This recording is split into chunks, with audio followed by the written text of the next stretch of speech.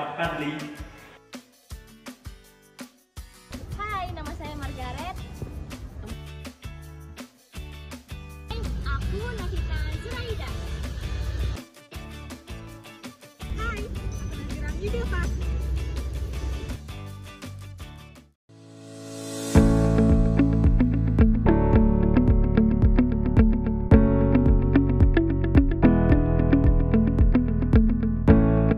Baiklah, sebelum masuk ke pembahasan, kita harus mengetahui apa yang melatar belakangi pengerjaan proyek ini. Nah, sebelum itu kita harus mengetahui nih, kita akan memfokuskan pada sinyal EKG. Nah, sinyal EKG ini adalah sinyal yang mencerminkan pola-pola yang dapat dianalisis untuk memahami ritme dan kondisi jantung. Sinyal EKG ini memiliki beberapa karakteristik seperti variasi amplitudo dan frekuensi yang dapat berubah dalam setiap waktu tertentu. Nah, di samping menganalisis sinyal EKG-nya, ada tantangan serius, di mana terdapat gangguan-gangguan yang seringkali tercampur dengan sinyal utamanya. Gangguan-gangguan ini sampai bahkan menghancurkan informasi penting dari sinyal asli, sehingga sulit untuk melakukan analisis yang sangat akurat hanya dengan berpatokan kepada domain waktu tertentu. Sehingga dalam mengatasi gangguan tersebut, hal yang dilakukan adalah dengan melakukan metode analisis, yang dimana metode tersebut dapat memisahkan sinyal utama dari gangguan itu, sehingga akan memberikan gambaran yang lebih mendalam tentang distribusi energi sinyal pada berbagai frekuensi. Dari banyaknya metode yang dapat digunakan, salah satu metode yang paling populer dan banyak digunakan adalah transformasi Fourier. Nah, transformasi Fourier ini memberikan bantuan dengan mampu mengidentifikasi komponen frekuensi domain dari sinyal, sehingga akan memberikan informasi yang jelas terkait tidak terlalu jelasnya analisis pada beberapa domain waktu. Baiklah, selanjutnya kita akan membahas terkait dengan tujuan dan manfaat dari pengerjaan proyek ini. Kita bahas dari tujuan.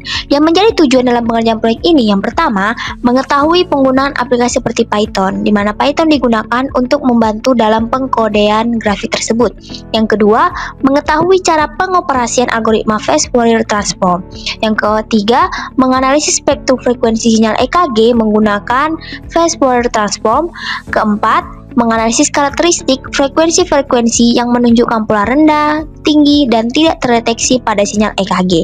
Dan yang kelima, mengetahui langkah-langkah pengerjaan pemrosesan sinyal digital untuk analisis sinyal EKG. Selanjutnya adalah manfaat. Ada manfaat yang didapat setelah melakukan pengerjaan proyek ini adalah yang pertama, meningkatkan pemahaman terhadap aplikasi seperti Python yang digunakan pada pengerjaan proyek ini. Yang kedua, memberikan pemahaman tentang cara pengoperasian algoritma Fast Fourier Transform. Yang ketiga, mendapatkan hasil analisis spektrum frekuensi sinyal EKG menggunakan metode Fast Fourier Transform. Keempat, mendapatkan gambar-gambar frekuensi pada sinyal-sinyal EKG yang menunjukkan pola tinggi, rendah, bahkan sampai tidak terdeteksi. Dan yang kelima, membantu mahasiswa untuk pengerjaan langkah-langkah pemrosesan sinyal digital pada EKG dengan berbantuan Python sebagai tempat melakukan analisis sinyal EKG tersebut. Demikianlah terkait dengan tujuan dan manfaat maupun latar belakang dari pengerjaan proyek ini. Apa aja sih yang dibahas dalam deteksi penyakit jantung berbasis analisis EKG dengan transformasi Fourier? Yang pertama ada elektrokardiogram atau EKG. EKG adalah suatu alat diagnostik yang digunakan untuk mendeteksi aktivitas kelistrikan pada jantung berupa grafik yang merekam perubahan listrik pada jantung yang kemudian dihubungkan dengan waktu. EKG berfungsi untuk mengetahui jika terjadinya kelainan irama pada jantung, mengetahui kelainan otot jantung, menilai fungsi jantung, memperkirakan adanya pembesaran jantung atau hipertrofi atrium dan ventrikel, dan juga pengaruh efek obat-obat jantung. Yang kedua adalah transformasi Fourier dan Fast Fourier Transform atau FFT. Fast Fourier Transform atau FFT adalah teknik perhitungan operasi matematika yang digunakan untuk mentransformasi sinyal analog menjadi sinyal digital berbasis frekuensi. FFT ini membagi sebuah sinyal menjadi frekuensi yang berbeda-beda dalam sebuah fungsi eksponensial yang kompleks. Yang ketiga yaitu pemrosesan sinyal digital. Pemrosesan ini adalah teknik manipulasi sinyal untuk analisis atau transformasi dengan menggunakan algoritma digital. Dalam konteks EKG, sinyal jantung direpresentasikan sebagai fungsi waktu yang berisi informasi aktivitas listrik jantung, seperti domain waktu. Sinyal dalam domain waktu merepresentasikan bagaimana amplitudo sinyal berubah seiring waktu. Kemudian, domain frekuensi mengubah sinyal ke dalam domain frekuensi melalui transformasi seperti Fourier transform yang memungkinkan analisis komponen frekuensi. Yang keempat adalah teknik filtering pada sinyal EKG. Teknik ini adalah metode yang digunakan untuk memisahkan dan menghilangkan noise dari sumber sinyal yang dimana dalam hal ini sinyal tersebut adalah sinyal EKG. Nah, dalam prosesnya ini ada beberapa jenis gangguan atau noise. Yang pertama itu adalah power line interference, yang kedua ada motion artifacts, yang ketiga ada baseline wandering. Nah, selain itu ada pun jenis-jenis filtering yang umumnya digunakan itu adalah low pass filter, high pass filter, dan band pass filter. Yang kelima adalah penyakit jantung dan indikasi pada sinyal EKG. Nah, sinyal EKG itu dapat mendeteksi beberapa gangguan jantung. Yang pertama ada aritmia, yaitu gangguan yang ditandai dengan irama jantung yang tidak teratur. Lalu ada fibrilasi atrium, yaitu ditandai dengan aktivitas atrium yang tidak bagus dan kacau tanpa memperlihatkan gelombang P yang jelas, dan sinyal EKG yang menunjukkan pola osilasi yang cepat dan tidak teratur. Dan yang terakhir ada iskemia, yaitu gangguan jantung yang menunjukkan kekurangan pasokan darah ke jantung. Dengan studi yang terkait, kita bisa menggunakan metode transfer lain sebagai perbandingan, yaitu Wavell transform, Hubble transform, Laplace transform, dan inovasi terkini dengan FFT. Yang terakhir adalah visualisasi sinyal EKG. Nah, yang pertama itu ada metode visualisasi untuk memahami data yang lebih baik, yang terdiri dari grafik waktu, spektrogram, heat map dan representasi warna, dan visualisasi 3 dimensi. Kemudian yang kedua adalah pentingnya spektrum frekuensi dalam analisis sinyal, yaitu yang terdiri dari mendeteksi gangguan irama jantung, analisis variabilitas denyut jantung, penghapusan noise pada sinyal. Lalu yang terakhir ada dampak visualisasi pada keputusan medis, yaitu meningkatkan ketepatan diagnosis, mempermudah kolaborasi medis, mendukung alat diagnosis otomatis, dan efisiensi pemantauan pasien.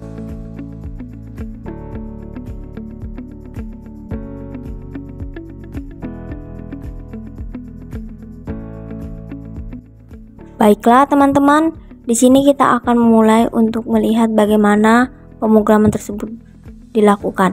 Yang pertama itu kita harus mendownload aplikasi yang mendukung dalam pemrograman tersebut, di mana aplikasi yang kita gunakan adalah Visual Studio Code dan Python.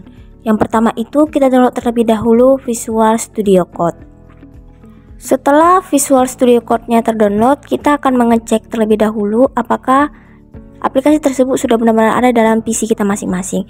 Nah, jika sudah ada, kita bisa memakainya. Dan tentu saja sebelum itu kita harus tahu apa sih sebenarnya Visual Studio Code ini. Nah, Visual Studio Code ini sebenarnya adalah sebuah editor kode sumber terbuka atau open source dan gratis yang dikembangkan oleh Microsoft.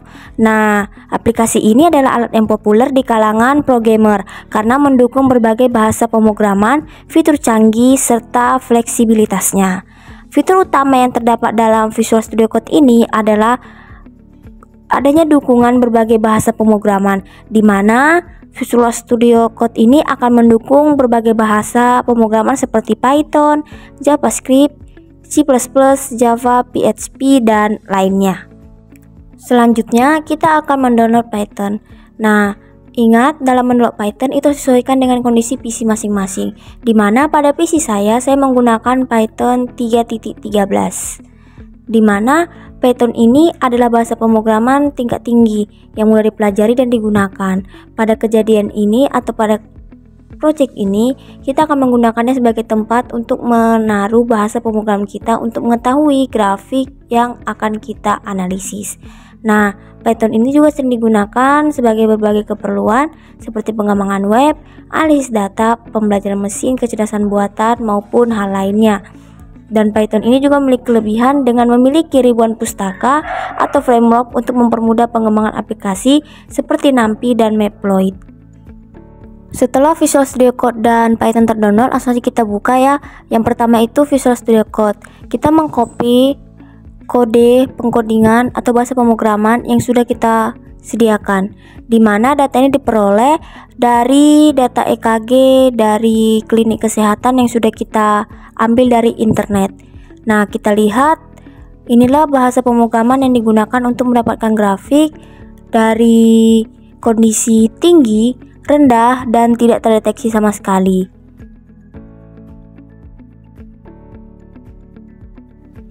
Ingat, dalam memasukkan data EKG, pastikan data tersebut sudah benar agar hasil grafik yang dihasilkan menjadi teratur dan mendapatkan hasil analisis yang sesuai dengan apa yang diinginkan. Setelah itu kita runkan saja bahasanya, maka akan timbul grafik. Nah, grafik inilah hasil dari pemrograman tersebut, di mana ada pada kondisi tinggi, rendah, dan tidak terdeteksi sama sekali. Di mana pada kondisi tinggi, deskripsi sinyalnya itu memiliki amplitudo yang tinggi, jelas, dan teratur, di mana bentuk gelombangnya menunjukkan pola yang konsisten sesuai dengan aktivitas jantung yang sehat dan kuat. Di mana kondisi ini merepresentasikan keadaan aktivitas jantung yang optimal, di mana sinyal EKG menunjukkan pola teratur tanpa gangguan yang signifikan. Yang kedua adalah grafik low atau rendah, di mana deskripsi sinyalnya amplitudo sinyal lebih rendah dibandingkan kondisi pertama, di mana gelombang masih menunjukkan pola teratur tetapi terlihat lebih melemah atau landai. Kondisi ini dapat menunjukkan penurunan aktivitas jantung seperti kondisi lelah, stres rendah, atau pengurangan kekuatan kontraksi otot jantung. Namun, sinyal masih cukup jelas untuk deteksi otomatis. Grafik yang ketiga adalah no detected atau tidak terdeteksi, di mana sinyal ini terlihat lebih tidak teratur dengan amplitudo yang kecil dan tingkat noise yang tinggi. Pola gelombang tidak menunjukkan siklus yang jelas sehingga sulit untuk diidentifikasi, di mana kondisi ini dapat merepresentasikan gangguan signifikan pada pengukuran sinyal EKG. Selanjutnya kita akan membuat sinyal EKG dengan kondisi normal, bradykardia, dan tachycardia. Nah, bradykardia ini merupakan kondisi ketika detak jantung lebih lambat dari normal, yaitu di bawah 60 detak per menit. Sedangkan tachycardia ini merupakan kondisi jantung yang berdetak lebih cepat dari normal, yaitu lebih dari 100 detak per menit. Baik, langsung saja. Langkah-langkahnya sama saja seperti yang pertama. Kita mengcopy bahasa pemrograman yang telah kita buat, lalu memasukkan data-data yang kita peroleh dari klinik kesehatan melalui internet, yaitu datanya yang pertama dalam kondisi normal, bradykardia, dan tachycardia. Untuk bahasa pemrogramannya bisa kita lihat pada layar seperti ini.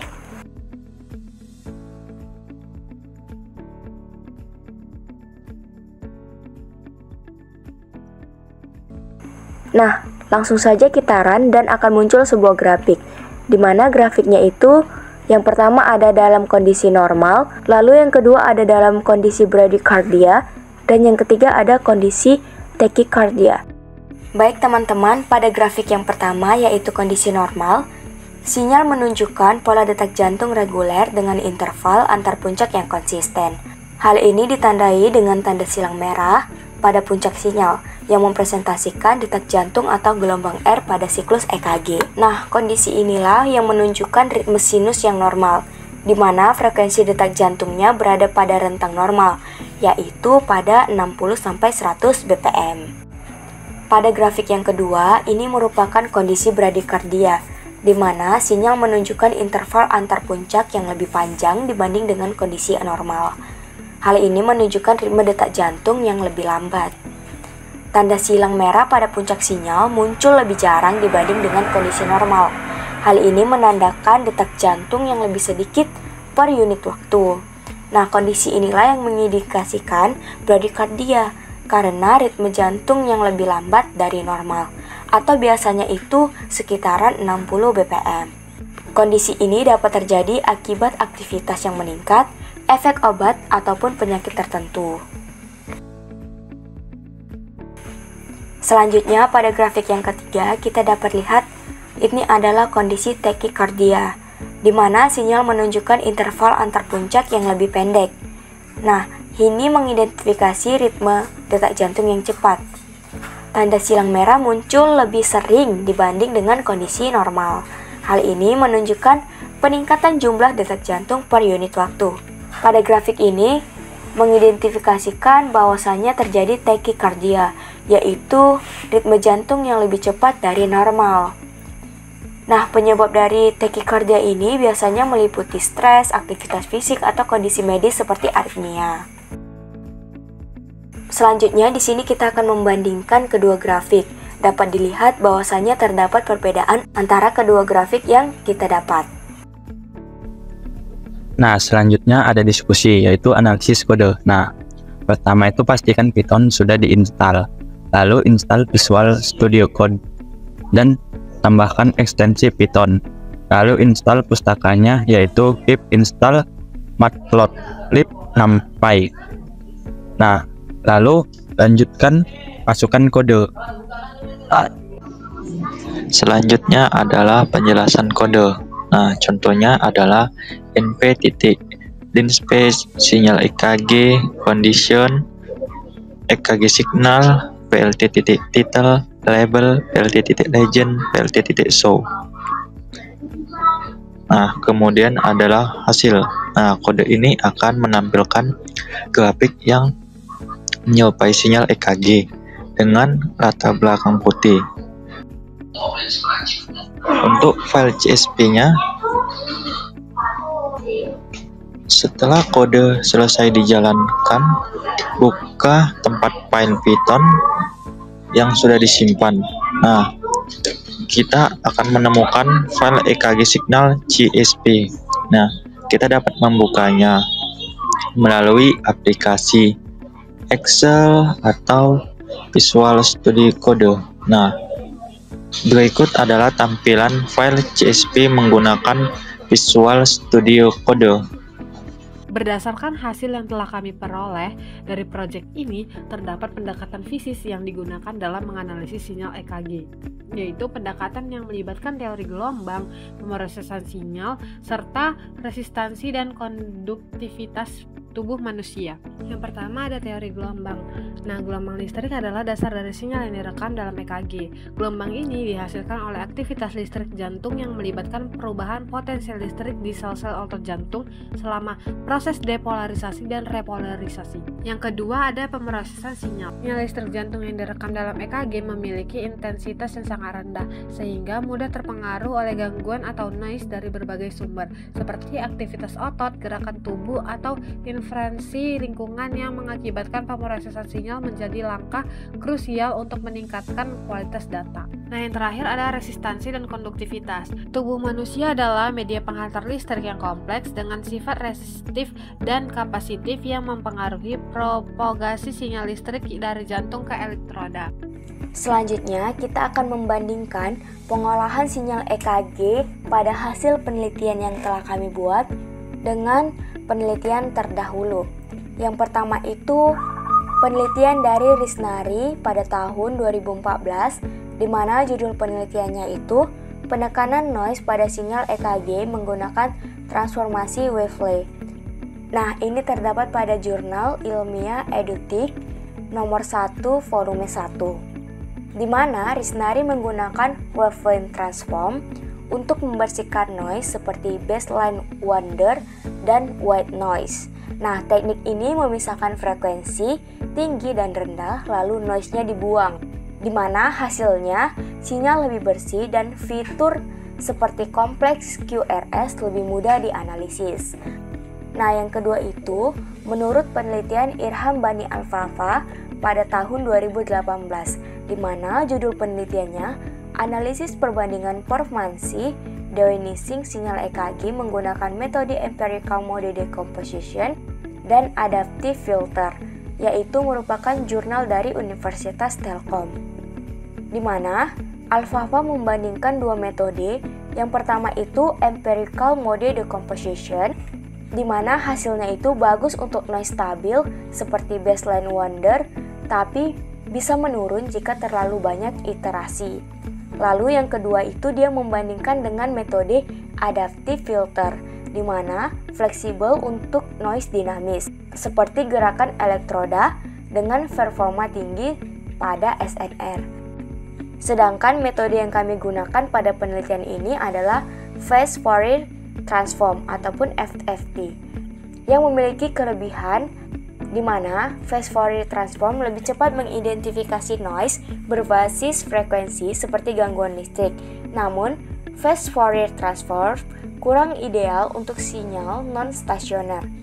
Jadi, kesimpulan dari perbandingan penelitian kami dengan penelitian terdahulu, yang pertama itu Wavelet Transform lebih akurat untuk noise kompleks tapi lebih lambat, sedangkan Adaptive Filter cocok untuk real time tapi sulit diimplementasikan, dan FFT ataupun Fast Fourier Transform efisien dan sederhana dan juga ideal untuk noise frekuensi tertentu. Nah, setiap metode punya kelebihan dan kekurangan masing-masing. Jadi, pilihan metode tergantung kebutuhan aplikasi, apakah untuk penelitian, diagnosa, ataupun juga penggunaan real time. Baiklah teman-teman, adapun kesimpulan dari hasil penelitian kami, yang pertama itu Fast Fourier Transform merupakan metode efisien untuk menganalisis sinyal EKG dengan mengidentifikasi noise dan mempermudah deteksi fitur utama seperti gelombang P, kompleks QRS, dan gelombang T.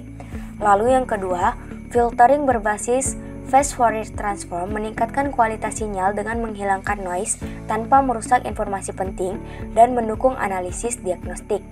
Lalu yang ketiga, pengolahan sinyal menggunakan Python dan Visual Studio Code membuktikan kepraktisan teknologi lokal yang hemat biaya dan mudah diakses. Yang keempat, analisis spektrum frekuensi melalui Fast Fourier Transform membantu mendeteksi gangguan irama jantung termasuk aritmia dan fibrilasi atrium. Yang kelima, proyek ini memberikan fondasi untuk riset lanjutan dalam pemrosesan sinyal biomedis bermanfaat bagi manusia dan penelitian teknologi kesehatan.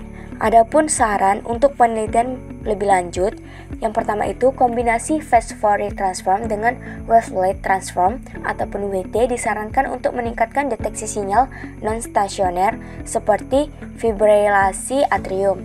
Yang kedua, pengembangan sistem Python untuk analisis EKG real time akan mendukung aplikasi klinis dan perangkat wearable.